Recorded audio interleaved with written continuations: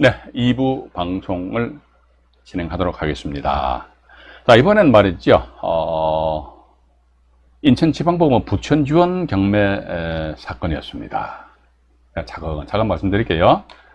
소재지는 경기도 부천시 원미구 원미동에 소재하는 이 사례를 가지고 제가 현재 네이버 카페에서 운영하고 있는 건강한 부자 클럽이라는 카페가 있습니다. 그 카페에서 경매 박사 방송을 할 때 이 사례를 가지고 아마 제가 한 10년 이상 울고 먹는 것 같습니다. 그래도 뭐 괜찮은 사례니까 이 물건 같은 경우는 입찰 참여하신 분이 하고 저하고 나름대로 좀 고민을 많이 했어요. 어떤 고민이냐 그러니까 이 물건을 입찰을 한단 말이죠. 입찰을 하는데 잠깐만요. 제가 네, 됐습니다. 예? 입찰을 하는데 어떻게 보면 카드는 악조건을 다 가지고 있어요. 용도는 임야입니다. 임야예요. 또 두 번째, 지분 매각입니다. 이거 3분의 1 지분이 경매에 나왔어요. 임야인데, 첫 번째. 두 번째, 지분이 경매에 넘어왔는데. 세 번째 보면요. 이건 제가 좀 이따 경매 정보지를 밑으로 보여드리겠는데요. 분묘 있죠, 분묘. 분묘 기지권 어쩌고저쩌고 해가지고.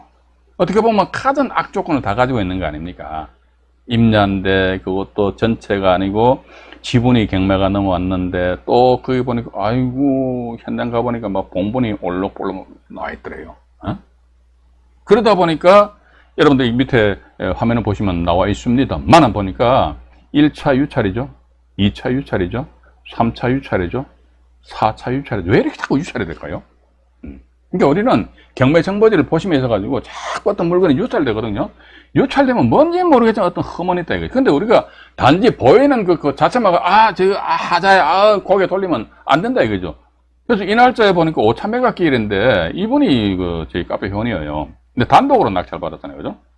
그래서 이 날짜 최저 매각 금액이 1,150만 원인데 이거 가지고 얼마를 입찰해야 될 것인가 입찰하기 전에 고민을 많이 했습니다. 현재 촬영하고 있는 이 조그마한 스터디 방인데 여기서 모여가지고 얘기를 많이 했는데 저 같은 경우는 이런 1,150만 원이니까 여기다 조금 더 얹어가지고 좀 더 붙여가지고 그냥 입찰하십시오. 근데 이분 같은 경우는 1,865만 원 써버렸어요.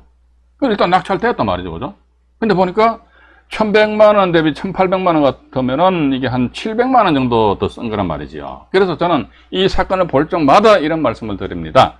현행 민사집행법 규정에 입찰 참여 방법이 기일 입찰, 기간 입찰, 또 있습니까? 호가 경매에 의해서 경매가 진행될 수 있거든요. 근데 지금 현재 거의 기간 입찰은 거의 안 하더라고요. 그럼 거의가 다 기일 입찰을 하지 않습니까? 근데 호가 경매 같은 경우는 현행 유체동산 경매, 집에 가재도가에 소위 빨간 딱지 붙이는 거 아니십니까? 그죠? 유체동산 경매할 적에는 그때는 호가 경매에서 소위 이제 빨간 딱지가 붙여져 있는 그 집에 가가지고 가격을 부르는 겁니다. 1,000, 1,500, 2,000 그런단 말이에요.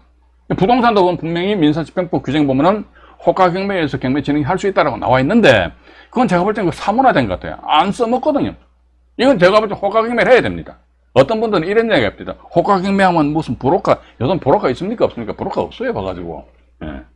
한 30년 전에는 브로커 있었죠. 이분들 경매 법정 가면요. 저 위에 앉아있는, 법대에 앉아있는 집달관, 집행관이거든요. 아이고, 형님, 이렇게 합니다. 서로 아는 사이예요. 그런데 요즘은 그게 있을 수가 없어요. 왜냐면, 인터넷에 발달되고 말이지, 대단하기 때문에 있어. 사람들이, 어지간한 사람들 경매 다 하지 않습니까? 그죠? 그래서 제가 볼 때 호가 경매를 하면은 좋습니다. 이거 만약에 호가 경매를 한다면 이분 같은 게 얼마 쓰면 되겠습니까? 처음에는 1,150 딱 부르면 되잖아요. 근데 나 혼자밖에 없네? 그런데도 불구하고 1,800 부릅니까? 왜 미쳤어요? 안 부르지. 1,150 그러면 집행관은 어디 사는 박모 씨가 1,150만 원으로 최고가 매수 신고를 하였는 바 이런 식으로 최고가 매수인에 대한 결정 자체를 호탕을 해줍니다. 이야기를 해준단 말이죠. 그럼 봐가지고 1,150만 원 쏘면은 본인의 1,865만 원보다는 한 700만 원 정도 싸게 세이브. 근데 어쨌든 이 물건 낙찰 받아가지고 돈 벌었어요. 근데 이분 같은 경우는 등기부등본상에 보니까 화면에 조금 정리해 드릴게요. 등기부등본상에 보면은 여기 화면을 좀 키우겠습니다. 여기 보면은 2011년 3월 30날 이후 30날 소유권 이전 넘겼습니다. 지분 3분의 1 지분 낙찰받아가지고. 그래서 같은 해 9월 1일입니다. 3월 30일이니까 4, 5, 6, 7, 8, 5개월 만입니다. 5개월 만에 일단 2,500만 원에 매가 한글로 나와 있습니다. 이건 어디에? 등기부등본상에 나와 있으니까. 그런데 어쨌든 1,865만 원에서 이것저것 다 해가지고 본인 말씀으로는 한 2천만 원 정도 들어갔대요. 2천만 원 투입해가지고 한 5개월 만에 2,500만 원 벌었으면 괜찮잖아요. 그죠? 전 또 여기서 이런 말씀 한 말씀 드리고 싶습니다. 더 이상 말씀 안 드리는데, 공적장부인 부동산 등기부등본이죠. 공적장부인 부동산 등기부등본이니까 이 부동산 등기부등본은 우리가 신뢰를 할 수 있는 거 아닙니까? 신뢰해야겠죠. 신뢰하고 이제 하면, 그래도 한 2천만 원 투자해가지고 한 500만 원 벌었는데, 괜찮지요, 봐가지고. 전 괜찮다고 보고 있습니다. 그죠? 그래서 일단, 요건 같은 경우도 지금 잠깐만요. 밑으로 잠깐 내려가 보겠습니다. 밑으로 잠깐 내려가 보니까요. 이 건 같은 경우도 사실은 좀 그래요. 이것도 역경매 대상 물건이었어요. 근데, 이 당시에 그 역경매 대상임에도 불구하고, 낙찰 금액이 소액이다 보면요. 역경매 작업을 안 합니다. 한번 이게 어떻게 역경매 작업을 하게 되면은 배보다 배꼽이 큰 그런 결과가 될 수 있다는 것이죠. 역경매는 어떻게 하느냐, 그러니까 타지분권자 있지 않습니까? 이 본건 같은 경우 이게 이번 지분이 3분의 1이니까 3분의 2 지분권자가요, 간단해요. 봐가지고 뒤에다가 30분의 2 지불을 해가지고 요걸 가지고 자기네 이분 같은 경우 3분의 2 지분권자들은 이 지분 권리가 깨끗하지 않습니까? 제가 조금 전에 말씀 안 드렸습니까? 일부에서 말씀드렸습니다. 지분이 경매되었을 경우는 항상 타지분권자를 우리가 쳐다보자. 타지분권자 떡 쳐다보니까 타지분권자한테 가압류나 저당권이 있다 없다 요것만 우리 따진단다 이거죠. 가압류나 저당권이 있다 그러면 난 뒤통수 두드러 맞지 않는다 이런 식으로 여러분들이 생각하시면 된다. 역경매 대상이 안 된다는 것이죠. 근데 이 본건 같은 경우는 3분의 2 지분에 대해서는 저당권에는 가압류가 없어요. 깨끗해요. 그럼 봐가지고 깨끗하다니까 하얀 도화지에다가 이렇게 그림을 그린다는 거죠. 그림 그린다는 게 역경매라는 것이지요. 맞잖아요. 그죠? 그래서 이게 30분의 20인데 이걸 해가지고 예를 들어 30분의 2하고 30분의 18 이렇게 해요. 30분의 18 지분은 누구한테 판 걸로 매매를 통해 실질적으로 이렇게 하고 있다니까요. 간혹가다 이런 식으로 이루어지고 있다는 거예요. 그래서 이제 2편에서 역경매 작업을 한 그런 등기부등본이 있습니다. 그 등기부등본을 여러분들한테 실물을 못 보여드리고 제가 편집을 해가지고 파워포인트로 작업을 해서 여러분들한테 보여드리도록 할게요.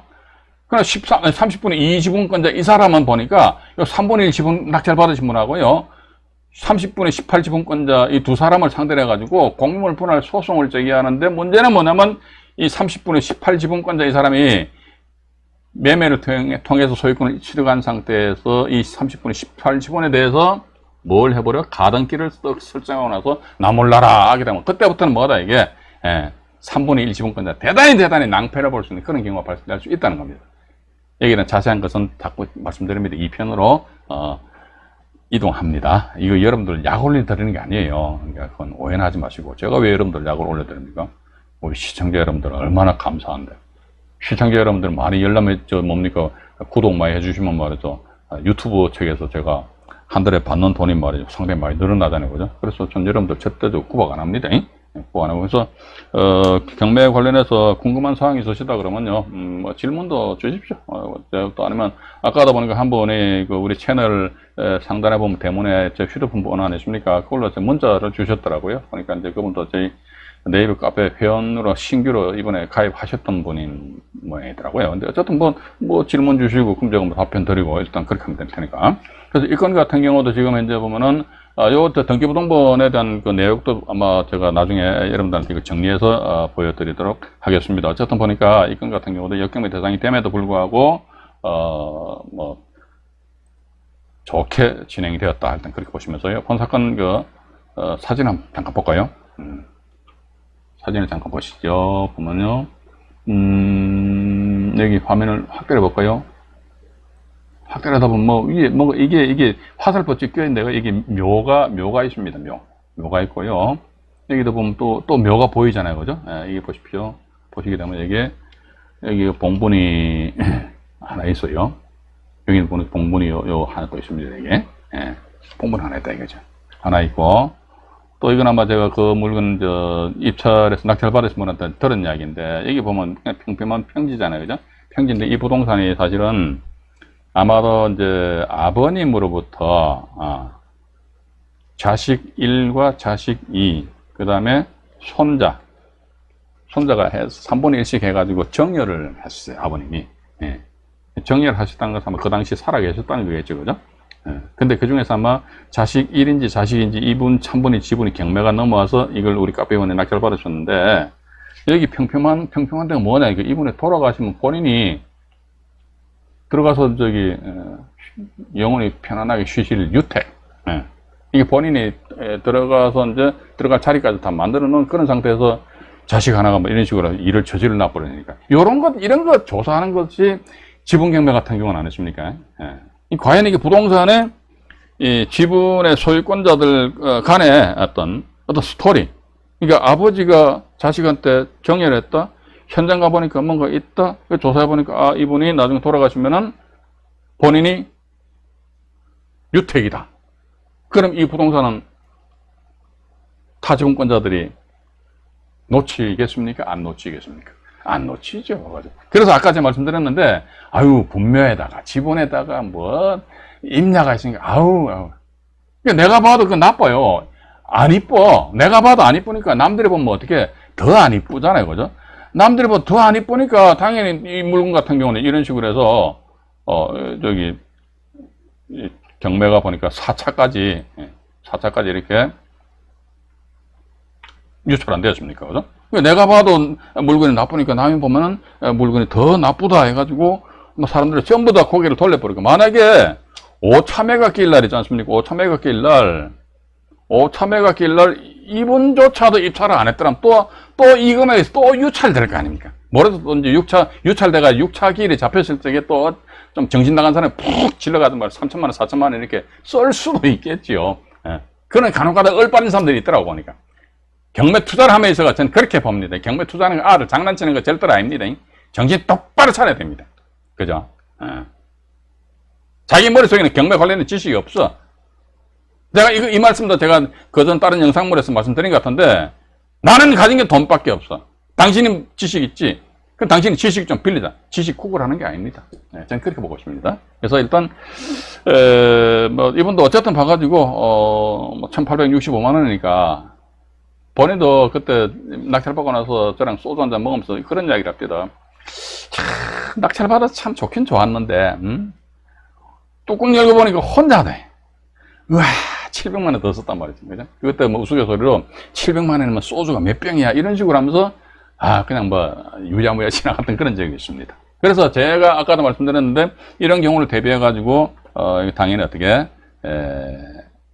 호가 경매로 나아가는 것이 정답이지 않느냐. 호가 경매 해야 됩니다. 저는 그래 봐요. 법 조문에 그렇게 규정이 돼 있으면서 왜 그 진행을 안 시키는지, 이건 도대체 이해를 할 수가 없다는 것입니다. 자, 그럼 또 하나 더 말이죠.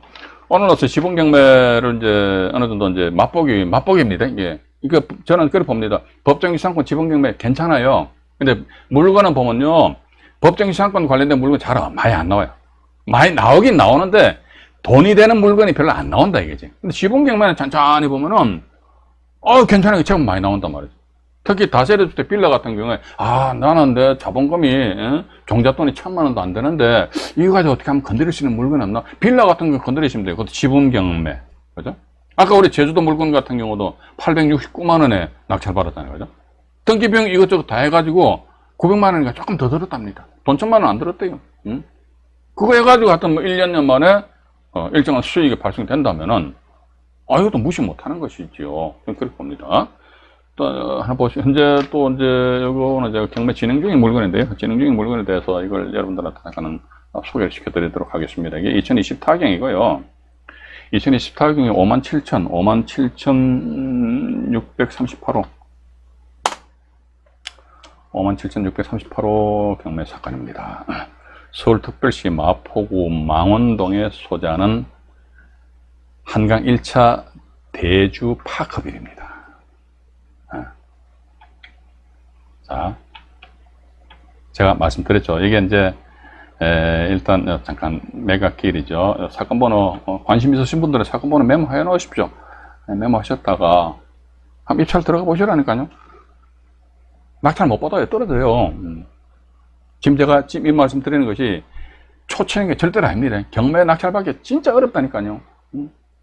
초절정 고수들이 많은 건지 아니면 바보들이 많은 건지 모르겠지만은, 물론 아파트나 이 특정 지역의 아파트 같은 거 있잖아요. 그런 경우는 막 지르는 건 괜찮아요. 그건 이제 이해합니다만은, 그렇지 않은 물건에 대해서 사람들이 막 죽자 살자 막 그냥 들어와서 질러버리거든요. 특히 지분경매 같은 경우는 제가 보는 관점에서는 90% 이상으로 지르면 안 돼요.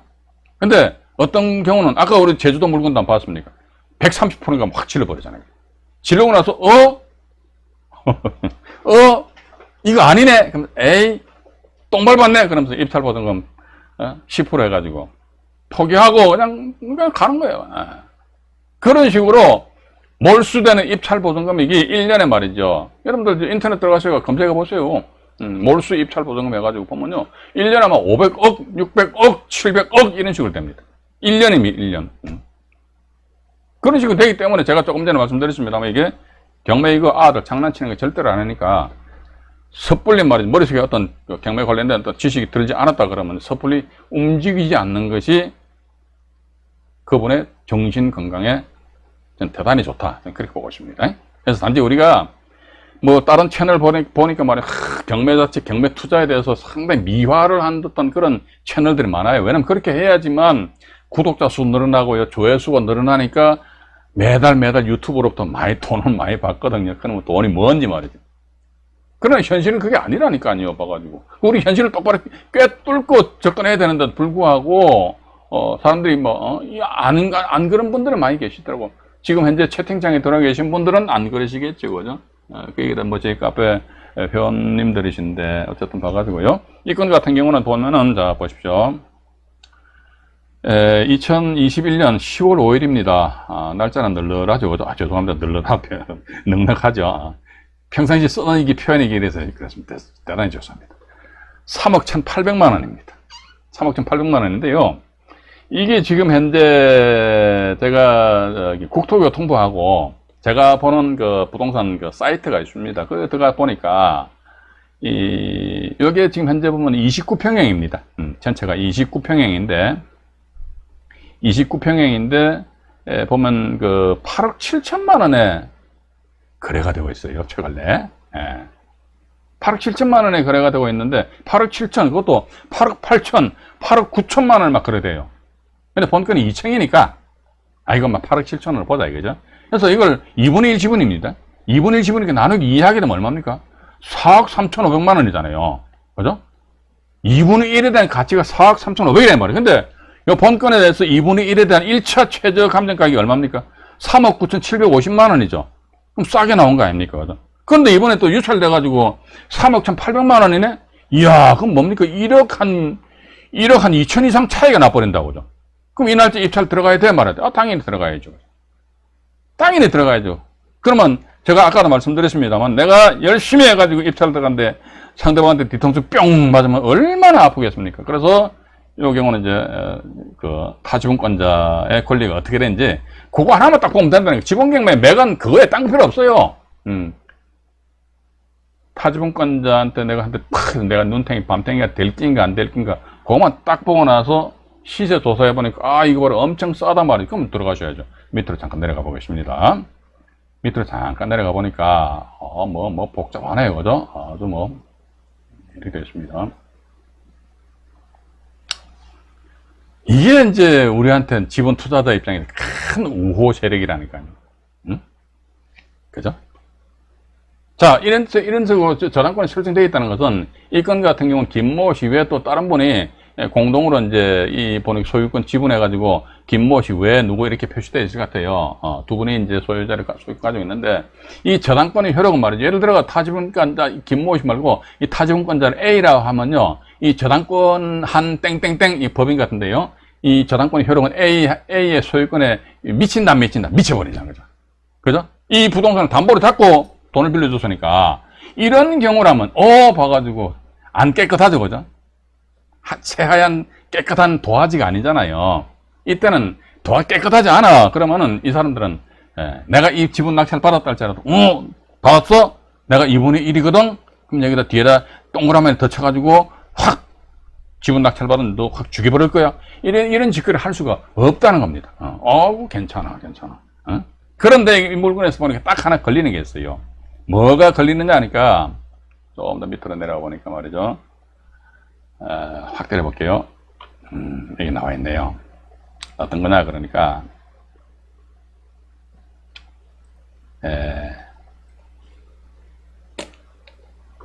이 강제임의 신청을 하였는데 청구액이 얼마입니까?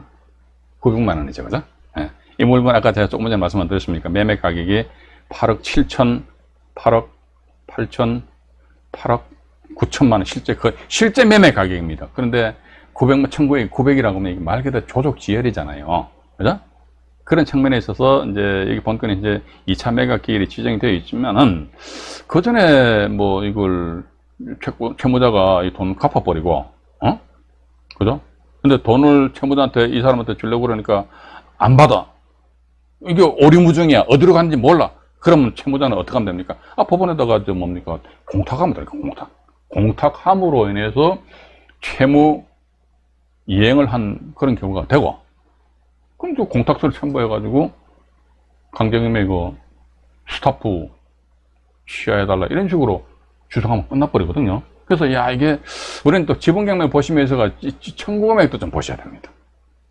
청구금액도 보시면서 청구금액이 상대적으로 부동산 가격 대비해 가지고 상대적으로 어떻게 좀 상당히 작다 하더라고요. 이건 이제 경매 취하가 될 확률이 경매 취하가 될 확률이 상대적으로 높다는 것이지 반드시 100% 이게 경매 취하가 된다, 그건 아니에요. 그럼 우리는 어떻게 한다? 우리 경매인들의 자세는 어떻게 한다 이게? 그러니까 차 띄고 포 띄고 다 하지 말라니까요. 이거 청구액이 보니까 요따만 작으니까 이게 경매 취하되겠네. 안 해야지. 이런 식으로 이것 띄고 저것 띄고 다 떼버리면 할 게 없어요. 그럼 딱 봐가지고 이거 지분 경매인데 안종현에게 이야기하더라. 제일 첫 번째 뭐지? 그러니까 내가 상대방 타지분권자한테 내가 뒤통수 두드려 맞는가 안 맞는가 그것만 딱 확인하자 이거죠. 그거 딱 확인해보니까 안 맞겠네. 근데 청구액이 조금 작으니까 이게 조금 찜찜해. 그거 들어가서 낙찰을 받아봐봐요. 그죠? 입찰 들어가서 낙찰 받는다. 낙찰 받고 나서 낙찰되고 나서 취하될 수 있거든요. 그때는 내가 낙찰자잖아요, 그죠?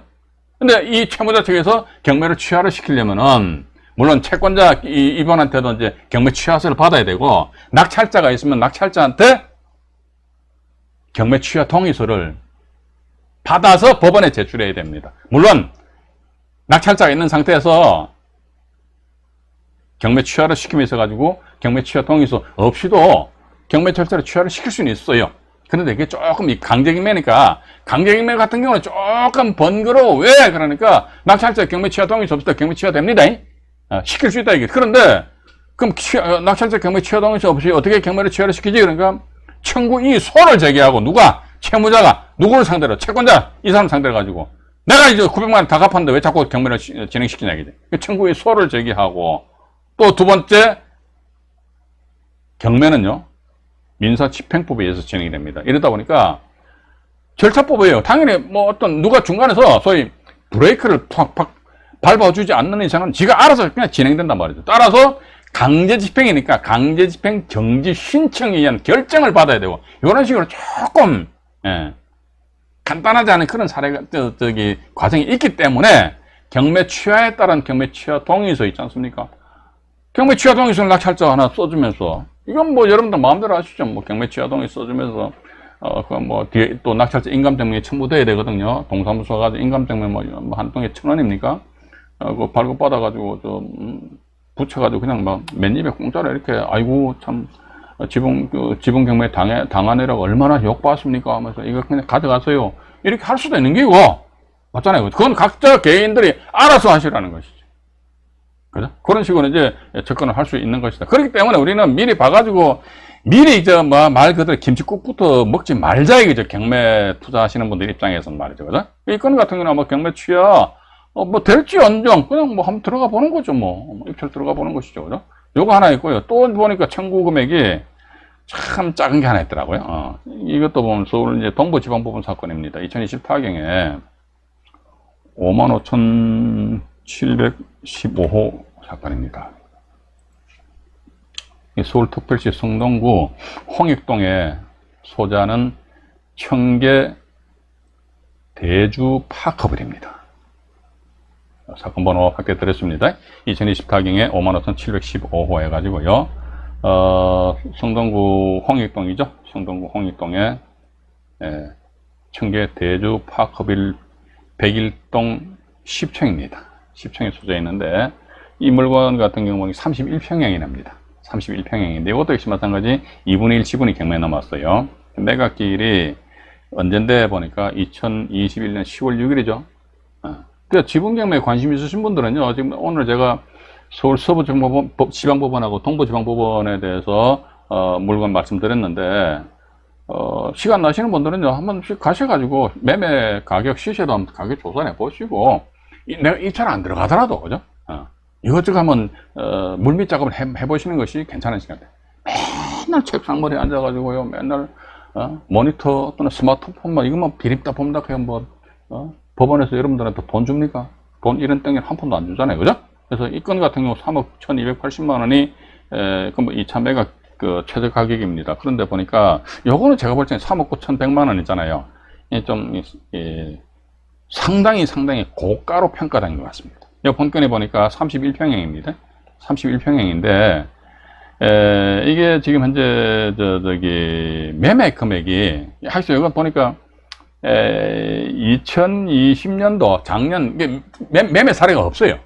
그렇기 때문에 이 물건에 입찰 참여하신다 그러면 더더군다나 어떻게 매매 금액이 얼마인지 현재 만약에 그러면 부동산 중개업소 사장님들은 요즘 최근에 매매 사례가 없어가지고 몰라 이랬을지 몰라 여기서 끝날 것이 아니고 만약에 이거 내가 매매 계약한다면 사장님 같으면 이거 얼마 정도 이런 거 가격을 나름대로 여러분들이 조사를 하셔야 됩니다. 근데 이거 좀 오래됐습니다만 2020년 작년이죠. 2020년 2월 달에 2020년입니다. 2020년 2월 달에 보니까 31평형이 6억 5천만 원에 거래된 사례가 나왔어요. 그러니까 보니까 1년하고도 조금 한 6개월 가까이 경과되었기 때문에 그죠? 그래서 아마 6억 5천만 원 플러스 알파는 되지 않겠느냐 이렇게 추정을 하는데 이 건 역시 마찬가지 제가 현장에 나가서 조사를 해본 게 없기 때문에 그래서 단지 6억 5천만 원 요걸 기준하게 된다면 상당히 고가다 이런 말씀 드렸거든요.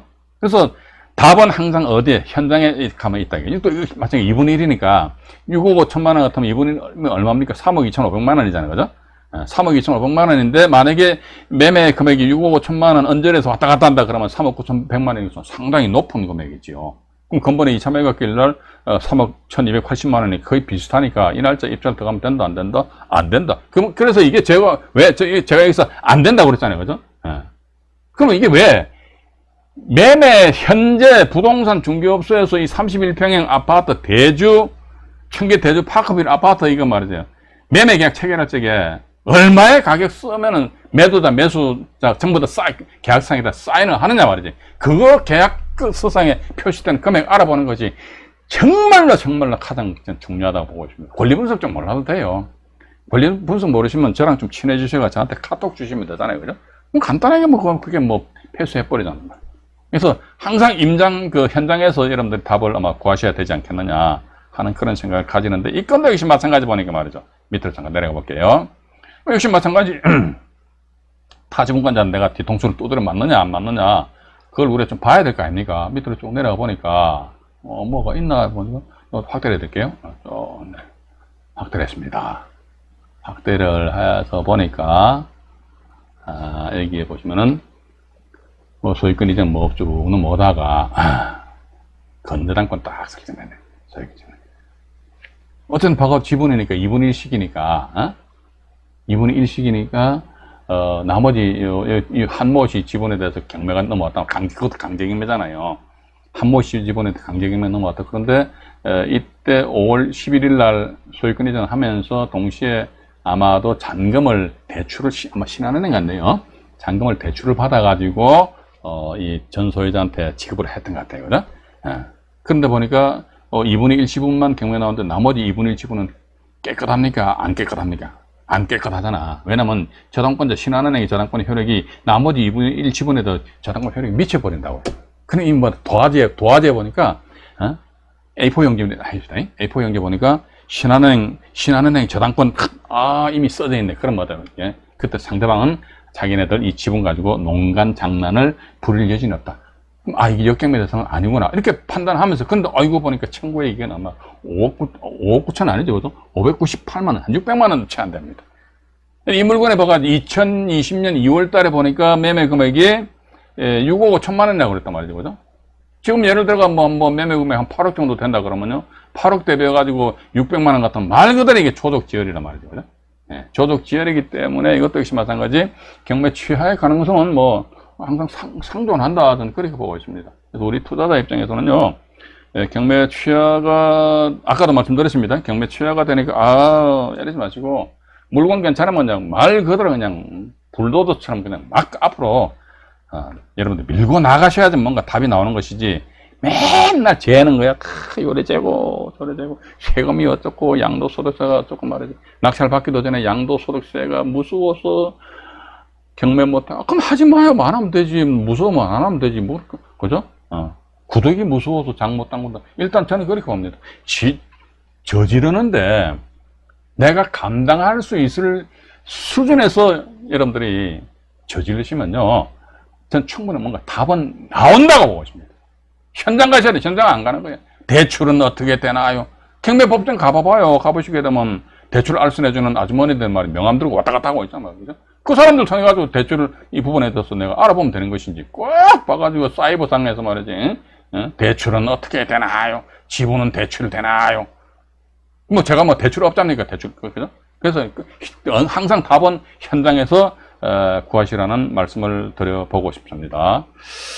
자, 오늘은 말이죠. 제가 일단 지분 경매 물건에 대해서 이제 맛보기 식으로 해서 하다 보니까 뭐 1, 2, 3 나왔습니다만 이제 어쨌든 2편에 가면 또 이제 리얼한 내용들이 나오기 때문에 그때 가서 여러분들에게 자세하게 말씀드리기로 하고요. 그리고 또 제가 내일 사실은 코로나 백신을 맞습니다. 이러다 보니까 모레가 우리 금요일 날 그 방송이 있잖아요. 근데 컨디션이 이게 좀 그렇기 때문에 모레는 일단 방송을 우리가 휴강하는 것으로 양해를 바라겠습니다. 내일 아마 우리 카페 박사 방송도 제가 휴강을 할까 하는 그런 생각을 가지고 있습니다. 그리고 이제 아마 우리 다음 언제입니까? 그럼 9월 달인가요? 9월 1일 날이네요. 그죠? 9월 1일 날, 방송은 이제, 보시면은 보다 쉽게, 참 돈 벌기는 뭘 어떻게 보다 쉽게 돈 벌어. 근데 일단 보다 쉽게 돈 벌기 위해서는 해서 그 이하에 대해서 여러분들에게 조곤조곤 말씀을 드리도록 하겠습니다. 오늘 여기까지 방송 진행하겠습니다. 구독과 좋아요, 알림 설정을 안 하신 분들은 해주시면 저한테 큰 힘이 됩니다. 편안한 밤 되시기 바라겠습니다. 네, 고맙습니다.